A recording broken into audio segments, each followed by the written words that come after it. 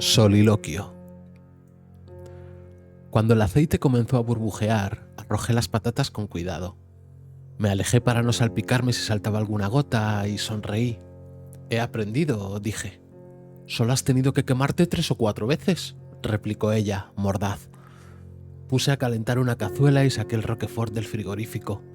Era una cuña en envase individual, demasiado cara pero innegociable. De la puerta cogí un pequeño brick de nata, 250 mililitros.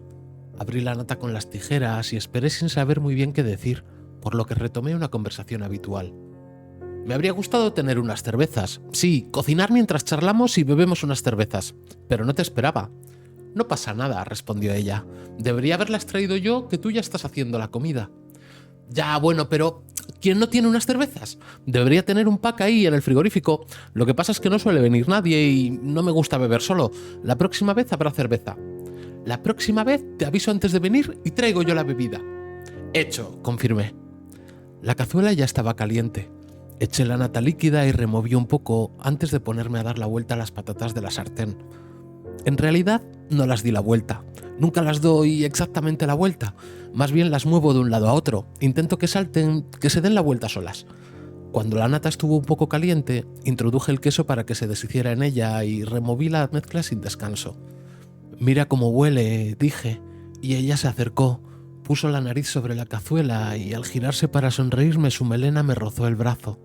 Las patatas, que no se peguen las patatas. Le di otro meneo a las patatas y de nuevo a la cazuela, a apretar los pedacitos de queso que no se terminaban de disolver. Siempre hay cachos que parece que tengan una unión más fuerte que el resto, como si dentro de un queso hubiera amigos de queso. Coloqué papel de cocina sobre un plato y saqué las patatas de la sartén. Las puse ahí a secar, a quitar la mayor cantidad posible de aceite. Removí una vez más la mezcla de la cazuela, aunque ya no hacía falta. Cubrí las patatas por encima con el papel que asomaba a los lados y apreté. Estrujé las patatas para que escurrieran bien. Ella me miraba. Quité el papel y lo tiré a la basura. Apagué el fuego de la cazuela y vertí la mezcla, que ya era salsa de Roquefort, sobre el plato con las patatas fritas. Comprobé que también había apagado el de la sartén. A veces me despisto, pero sí, lo había hecho. Cogí el plato y me fui al salón a comer. Allí el ordenador reproducía un vídeo. Allí no necesitaba inventarme ninguna compañía ni repetir conversaciones en mi cabeza para no sentirme solo. Aún así, de vez en cuando miraba a mi derecha como si ella estuviera allí sentada, y creo que hasta le ofrecí una patata. La soledad es un reloj sin pilas. Me gustaría deciros las horas, pero el solitario no tiene horas, ni minutos, ni segundos. Tiene momentos. Estuvo el momento de la comida, el de la siesta, un par de momentos de nada, de hacer sin hacer, que son momentos que uno no sabe que está viviendo y en los que no repara hasta que terminan y dan paso a otro momento distinto. En este caso, el del paseo. Recuerdo perfectamente el paseo de aquella tarde porque siempre ha sido uno de mis favoritos. Bajé las escaleras y en el portal había ya mucha gente hablando de mis ocurrencias. La gente se sonreía al verme porque había dicho, sin duda, algo muy gracioso. Poco después de estar en la calle hablaba con alguien sobre el tema. No necesariamente un periodista o un biógrafo, a menudo solo un amigo, quizás uno que no supiera que es mi amigo, uno de esos amigos que aún no te conocen. ¿Y cómo has llegado a ser tan divertido?, preguntó mi amigo. Así comenzaban las conversaciones, nada de saludos ni charlas formales, porque a veces había que repetirlas y no podía estar paseando todo el día. Pues no lo sé, la verdad, me sale solo. Respondí y no me convenció, así que reinicié la ensoñación. Mi amigo repitió la pregunta y yo di una respuesta mucho más contundente. Lo llevo dentro. ¿Cómo la belleza?, dijo mi amigo, muy ocurrente. ¿Tú crees que la belleza está en el interior?, pregunté. Claro, la belleza está en el interior. Pues ya podías ponerte una ventana en la cara, feo. Así hablamos los amigos. La gente se rió muchísimo y mi amigo admitió la derrota negando con la cabeza mientras sonreía. Seguimos un rato más lanzándonos pullas y las mías siempre eran mucho mejores. Después nos pusimos más serios y arreglamos un par de problemas del mundo mientras la gente que nos escuchaba sentía con solemnidad. Durante el paseo se hizo de noche. Uno sale con el sol, está entretenido siendo alguien y de repente un saludo te interrumpe. A menudo una de esas personas del barrio a las que no conoces pero con las que te saludas porque las ves mucho, aunque no sepas su nombre ni quién son, solo porque hay un mutuo reconocimiento de rostros. Y en el saludo miras con los ojos tristes, con los de ver la verdad, y ves una farola y te das cuenta de que se ha hecho de noche. Algo similar pasa al volver a casa, porque durante el paseo eras alguien importante, pero abres la puerta de casa y es imposible ignorar que no te espera nadie, que estás tan solo como cuando saliste y que mañana también lo estarás porque se te ha ido el día en soñar. Ni siquiera sueños nuevos, sino sueños que has soñado cientos de veces. La oscuridad de esa noche no la conocen los poetas. No leí nunca un verso que reflejara esa sensación porque sí, se habrán escrito miles, pero los ha escrito gente que no le importa a nadie. Por eso el auténtico solitario cierra la puerta de casa y va directamente a encender el ordenador, o la televisión, o la radio, o abrir un libro, antes de cambiarse los zapatos, antes de beber agua, antes de ir al baño. Busca una voz que engaña al silencio, porque la soledad es solo eso, un tipo de silencio. Fue justo entonces cuando ocurrió. Encendí el televisor como un acto mecánico, y no es que me guste ver la tele, solo le concedo un par de minutos, lo que tardo en arrancar el ordenador y conectarlo a la pantalla. Pero esos 2 minutos fueron suficientes para arruinarme la vida. Ponían un documental sobre cristianismo, uno de esos en los que tratan de desmontar el mito analizando hechos históricos, y recuerdo haber pensado que algo así era totalmente innecesario. Ninguna religión monoteísta se sostiene. ¿Cómo iba un dios a elegir estar solo? No me creo ninguna religión que no tenga, al menos, un par de dioses. Pocas horas después me rodeó la policía. Lo recuerdo bien. Cerca de mi casa, en la puerta de un bar. Diría que los vecinos me miraban con lástima, pero mentiría porque tenía la vista clavada en el suelo. Solo puedo hablaros del asfalto gris y negro, que siempre he entendido el gris, pero no me explico el negro. No sé por qué el caprichoso granulado de las calles mal asfaltadas se divide en gris y negro de forma aleatoria, y me inclino a pensar que las partes negras son manchas de aceite, que se filtran en los poros del asfalto gris normal y lo destacan de un negro profundo. Sí, eso es la soledad, una mancha de aceite. Ahora estoy en la cárcel, un tipo como yo que nunca le ha hecho daño a nadie, condenado por uno de los peores crímenes que se podrían imaginar. Ya sé que es un disparate, pero aquí estoy, rodeado de fríos barrotes, y no es una metáfora, es un invierno. Mi intención es contaros cómo acabé aquí, pero es difícil, porque llegados a este punto sé lo que recuerdo, pero no lo que pasó. Lo que quiero decir es que tal vez algunas cosas de las que recuerdo sean ensoñaciones y no ocurrieron, pero uno ya no hace distinciones entre lo real y lo imaginario porque duele. Veamos. Alguien llamó a mi puerta mientras encendía el ordenador y el televisor listaba una serie de reliquias que se habían demostrado falsas. Un vendedor, pensé, porque al solitario solo le visitan vendedores y repartidores, pero yo no había pedido nada. Hubo una época en que me visitaba con insistencia un vecino, debido a que le había hecho una gotera en el baño, pero cuando solucionamos el problema dejó de pasarse por mi casa.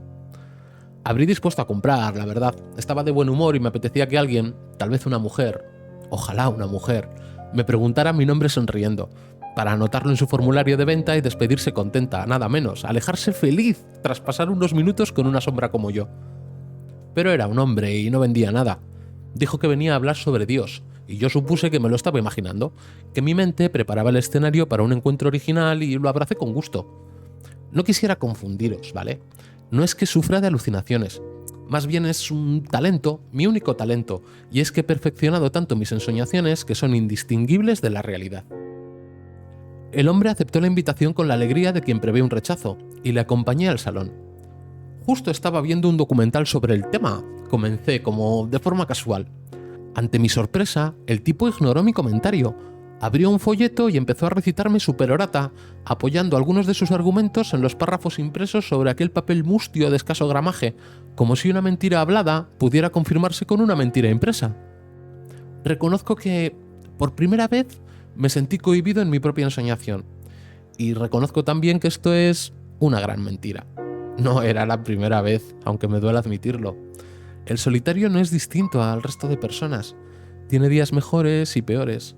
Y en los días malos un sueño puede verse sacudido por interferencias, atisbos de realidad que ensucian el momento, pensamientos intrusivos que destacan la imposibilidad de lo que uno está viviendo y arruinan por completo la experiencia. Una de las tareas más difíciles del solitario es recuperar alguno de estos sueños corruptos, volver a soñarlo sin que se rompa. Me disponía a reiniciar la conversación, a levantarme y dirigirme a la puerta para recibir al tipo de nuevo y soñarlo de una forma más agradable, cuando en medio de una disertación sobre el mal me preguntó: ¿qué es para usted el diablo? Por fin, pensé, encarrilando mi fantasía de forma que pudiera destacar, en esta ocasión, algunos conocimientos literarios. Diría que la percepción del diablo no es una cuestión personal, sino social, que depende del contexto histórico, respondí con una sonrisa de suficiencia. Tenemos al diablo monstruoso e informe que nos describió Dante en tiempos de totalitarismo religioso, al diablo rebelde y trágico de Milton, que ya cuestionaba algunos preceptos del cristianismo, al tramposo diablo de Goethe, un trilero o un vendedor de seguros cuando ya se culpaba del mal al hombre. Y por último, considero que el diablo de nuestra época es más bien el de Bulgakov, una especie de bufón malvado. ¿Como el Joker?, preguntó con curiosidad. Sí, bueno, es una referencia válida, pero no me refería... Pues se equivoca usted, hombre. ¿Cómo? El diablo está en usted, y Dios también. El hombre se levantó como si con eso estuviera ya todo dicho, y se fue. Me quedé un poco aturdido. No por su respuesta, que me daba igual, sino porque no me dio la posibilidad de seguir debatiendo hasta tener razón. Sonó la puerta al cerrarse y me vi de nuevo, solo, sentado en el salón, y entonces me surgió la duda. ¿Acaso ese hombre había estado de verdad en mi casa? Con la puerta ya cerrada no podía saberlo. No tenía nadie a quien preguntar, ni ninguna prueba de su visita más allá de su aparente independencia. Deduje que, si era real, tal vez estuviera llamando ahora a otras puertas, y casi me decidí a salir al portal para comprobarlo, pero me dio vergüenza que otros vecinos notaran mi curiosidad o se preguntaran incluso por qué andaba yo intentando confirmar la existencia de un predicador de puertas. Que la soledad es eso, una forma de vergüenza. Pasé más de una hora mirando el sofá. Sí, el sofá. Concretamente, el cojín central. Suponiendo que el hombre hubiera estado ahí sentado, cabría esperar alguna marca en el cojín, alguna pequeña hendidura. El problema es que la hendidura unas veces la veía y otras no, dependiendo del ángulo, de la luz y de lo que me inclinara a pensar. Unos ratos quería reiniciar mi contador de soledad, alegrarme de que alguien hubiera venido a hablar conmigo, y veía la hendidura con tal claridad que podría haber dibujado un retrato robot de su cristiano trasero. Otros me parecía una visita decepcionante, triste, una visita en la que hubo dos hombres hablando y ninguno escuchando, en la que nos despedimos sin decirnos ni los nombres, una de esas visitas que le dificultan a uno soñar con una buena visita, y entonces veía el cojín tan plano como el agua a nivel. Cuando me di cuenta de que el sofá no aclararía mis dudas, reparé en otra prueba: el folleto. Tal vez el folleto no pudiera demostrar la existencia de Dios, pero sí podía demostrar la existencia del predicador. Busqué el folleto en la mesa y en el suelo, pero no estaba. Repasé mentalmente su despedida y recordé claramente cómo, antes de irse, guardaba el folleto en la carpetita negra de la que lo había sacado. Me consideró tan poco interesante que ni siquiera me dejó un folleto. Deseé que fuera irreal, pero no me rendí. He visto algunos de estos tipos en las calles y los portales.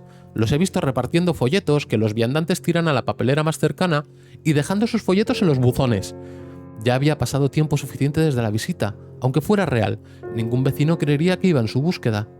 No era momento de pasear, pero volví a la calle. Lo primero que hice fue mirar el buzón comunitario. Un rectángulo negro, abollado y deslucido que escolta a la puerta del portal, y que es una especie de papelera de pared en la que los repartidores dejan sus cuartillas promocionales a 4 euros la hora de trabajo.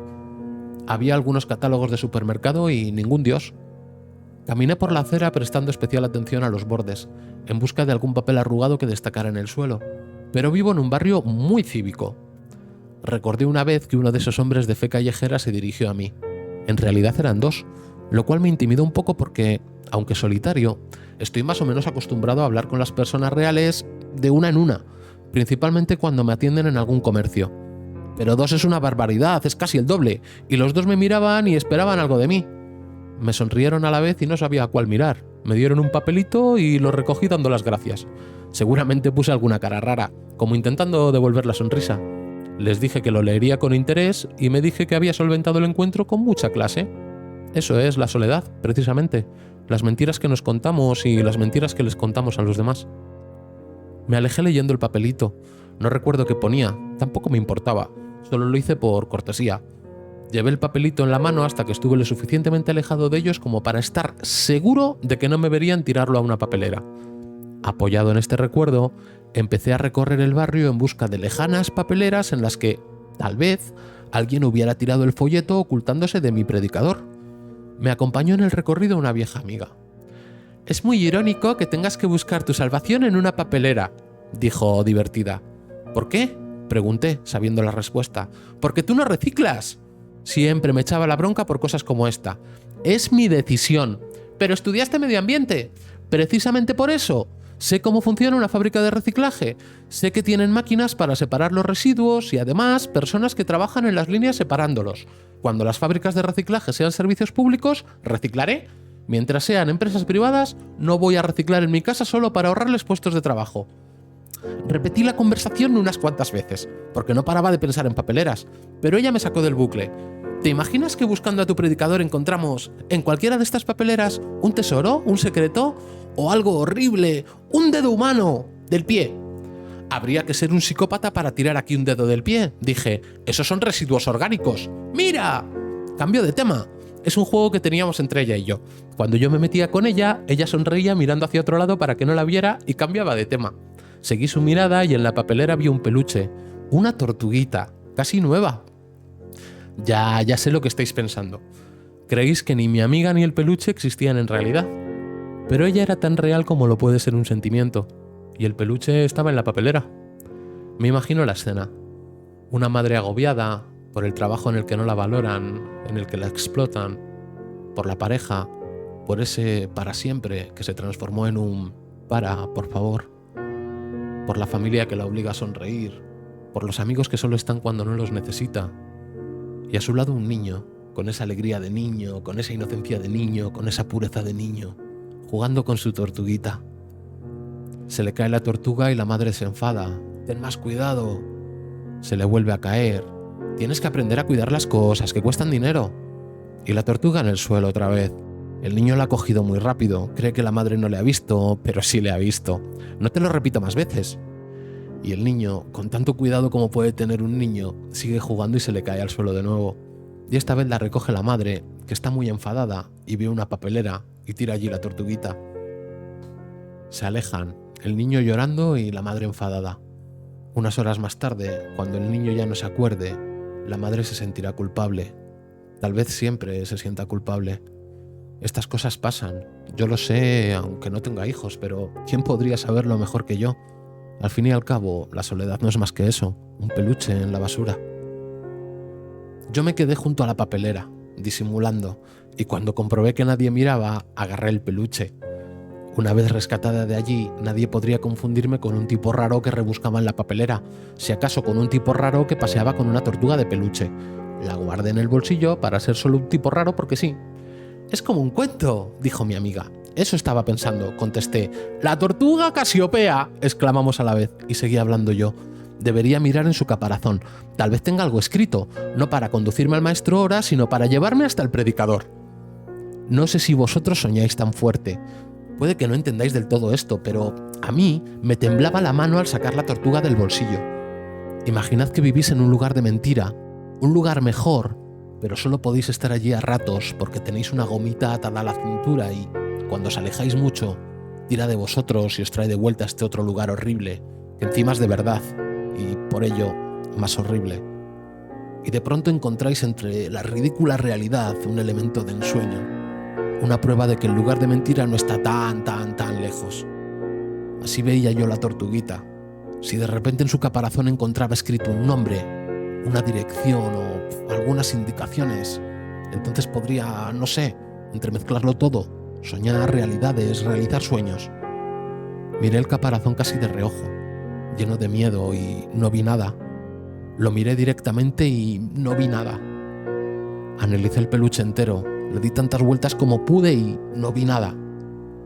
Mi amiga sonreía triste, como si se le hubiera negado la oportunidad de ser real. No sé si se marchó ella o si dejé de pensarla yo, pero el siguiente paso lo di solo. Bueno, quiero decir, más solo.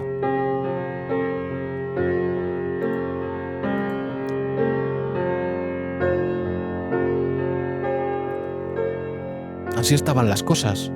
Un predicador había venido a mi casa para mostrarme el camino hacia Dios y yo, lejos de encontrar a Dios, había perdido al predicador y buscándolo encontré una tortuga. La gente llama eso serendipia. Yo lo llamo soledad. Buscar una cosa y encontrar otra. Eso es, sin duda, la soledad. Estaba mirando la tortuga, muy decepcionado, cuando tuve uno de esos momentos de volver a la realidad y analizarme. Vi a un adulto, triste, mirando un peluche que ni siquiera era suyo. Para mí no tenía nada de malo. pero sabía que alguien podría reírse de un adulto triste mirando un peluche que ni siquiera era suyo. Guardé el peluche y alcé la cabeza para intentar situarme, y me di cuenta de que me había alejado mucho yendo de papelera en papelera. Me lo pensé mejor y saqué de nuevo la tortuga.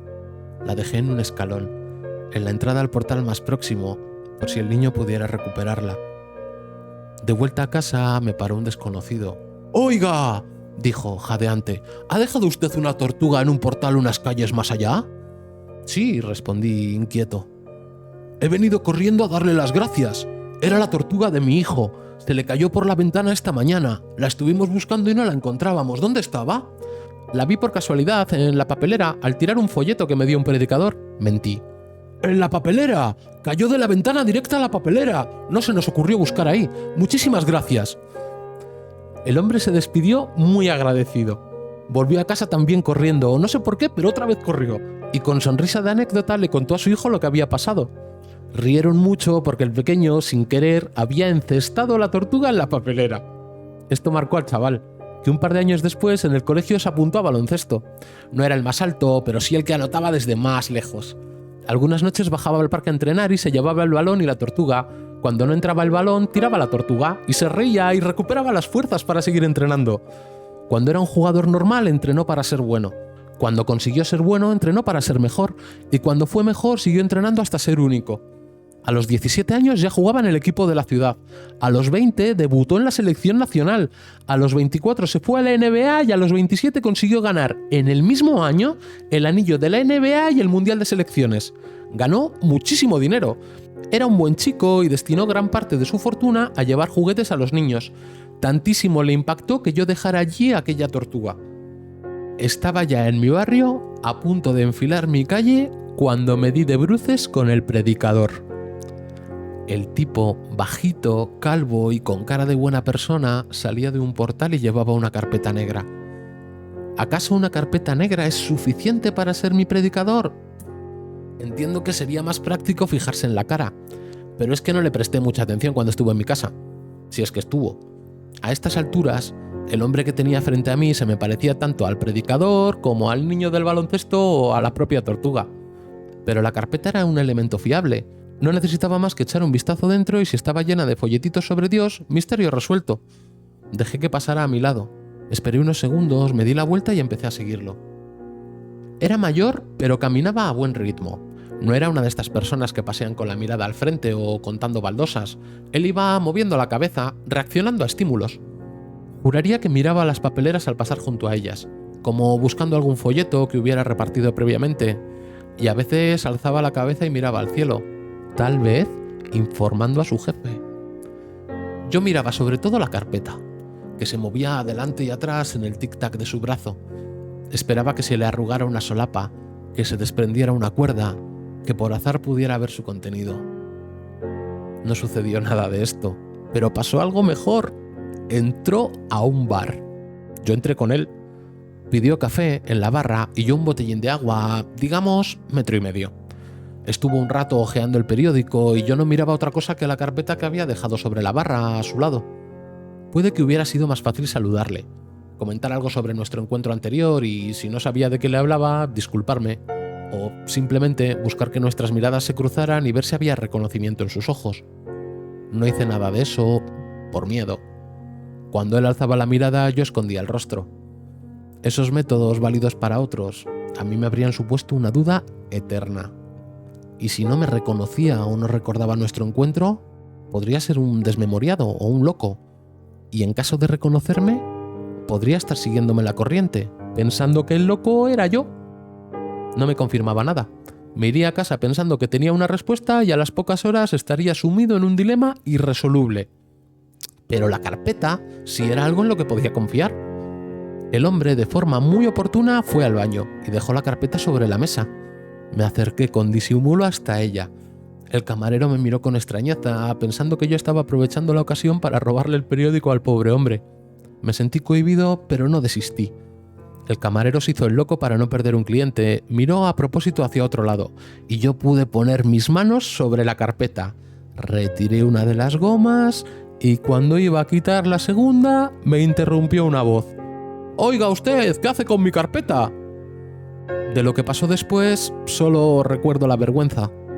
Sé que hubo gritos y disculpas, diría que le pregunté si no era él mi predicador, pero la desesperación me taponaba los oídos y no escuché la respuesta. Poco después llegó la policía y, al ver que la carpeta era negra, le dieron con la porra.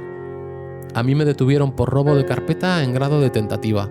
Pensaréis que no merecía una gran condena, que tampoco es un delito muy grave, pero es que la ley establece unos baremos y la condena depende del valor del contenido de la carpeta.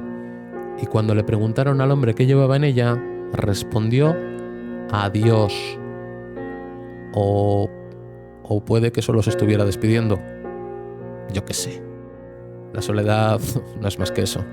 Una historia absurda con un final de mierda.